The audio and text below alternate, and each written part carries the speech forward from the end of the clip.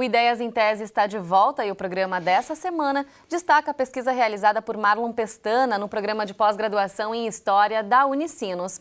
A tese investigou a arqueologia do extremo oeste brasileiro.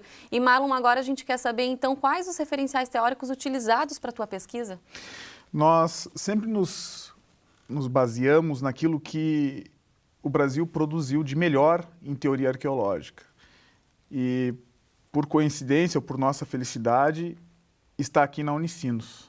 O padre Pedro Inácio Schmitz é o grande teórico da arqueologia mundial, é o pai da arqueologia brasileira, e ele tem produzido uma série de textos. Ele até hoje é o profissional que mais publica a nível de Brasil.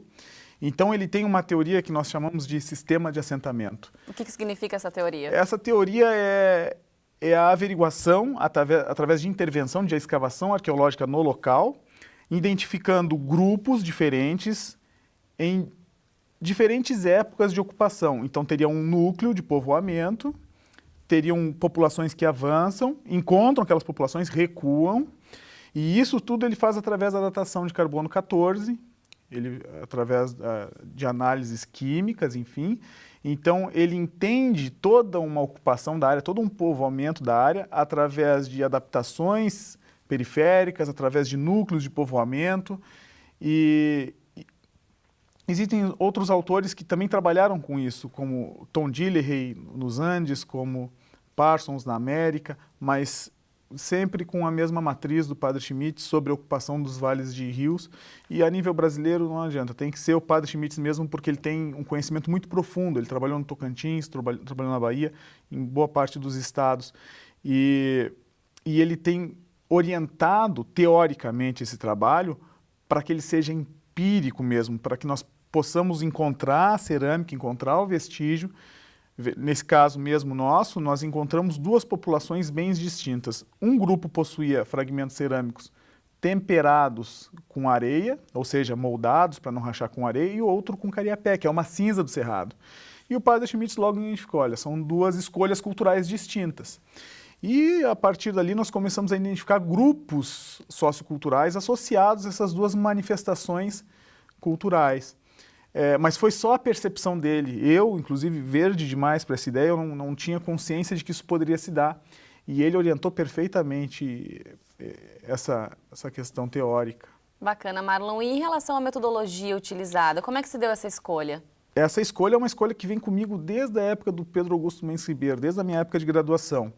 A cada sítio arqueológico que nós visitamos, a cada aldeia abandonada por esses indígenas, nós aplicamos duas linhas entrecruzadas de poços-teste, que são buracos no solo.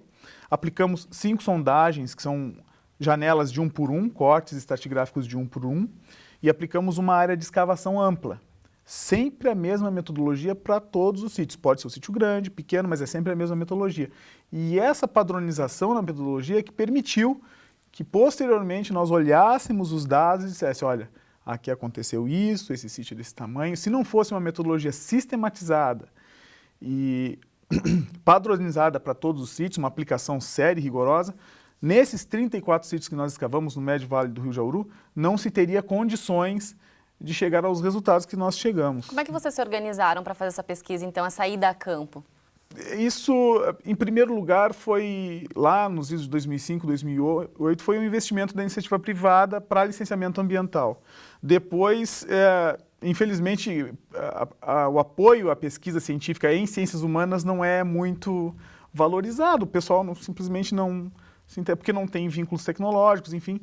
Então eu tive que financiar boa parte disso e ir sozinho, procurar sozinho. Agora, na qualificação, que ocorreu há 2 anos atrás, a pessoa na banca sugeriu, olha, quem sabe tu abre de novo esse material arqueológico, revisa de novo as bordas da cerâmica, e eu tive que voltar a Cuiabá, abri o material, analisei peça por peça desses grupos indígenas, os esqueletos, os sepultamentos, para poder confirmar ou para poder revisar algumas das ideias que estavam equivocadas, né? Então eu tive que procurar... Nunca fiz sozinho, sempre tive uma equipe que me apoiou por trás, mas boa parte da pesquisa ao longo desses anos foi um caminho que eu tive que percorrer. E aspectos que você pode ressaltar durante essa busca, então, pelos materiais, essa tua ida, então, a esse estado, enfim, o que você pode descobrir a partir desse contato mesmo com esse tipo de material? As expedições, elas tiveram que ter objetivos. Eu nunca pude sair daqui sem ter perguntas feitas. Eu sempre tive perguntas feitas e nós saíamos sempre em busca dessas respostas. E nas escavações elas iam ficando mais claras, mais evidentes. Encontramos diferentes tipos de sepultamentos que indicavam essas duas culturas que estavam se mostrando para aquela área. Então, as questões tinham que ser sempre postas antes e lá serem feitas mais questões para que em nova etapa de campo se pudessem ser respondidas. E teve questões assim que atrapalharam vocês? A questão até mesmo do clima, por exemplo? O clima lá é bem quente, como está na borda do banhado, ele é um pouco úmido. Mas eu nunca me preocupei com o clima. O clima eu sempre me adaptei, sempre busquei me adaptar.